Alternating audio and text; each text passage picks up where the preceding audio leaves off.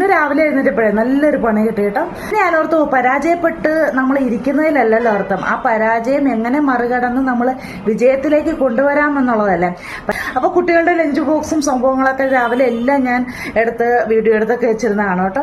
കുറെ കഴിഞ്ഞപ്പോഴത്തേക്കും കുട്ടികളെ വിട്ടിട്ട് വന്നതിന് ശേഷം നോക്കിയപ്പോഴത്തേക്കും ഫുൾ അതൊന്നും കാണുന്നില്ല, എല്ലാം അങ്ങ് ഡിലീറ്റ് ആയിപ്പോയി. എന്താ പറ്റിയെന്ന് എനിക്കറിയില്ല കേട്ടോ. അപ്പൊ ഞാൻ തളരുവോ? ഒരിക്കലും തളരത്തില്ല. അപ്പൊ ഞാൻ ഓർത്തു ഇന്ന് എന്റെ ലഞ്ച് ബോക്സ് ഇടാന്ന്. നമ്മൾ കാണുന്നവർ ഒന്ന് ലൈക്ക് ചെയ്യാനും ഷെയർ ചെയ്യാനും സബ്സ്ക്രൈബ് ചെയ്യാനും മറക്കരുത് കേട്ടോ. അപ്പൊ നമുക്ക് നമ്മുടെ വീഡിയോയിലോട്ട് പോകാം.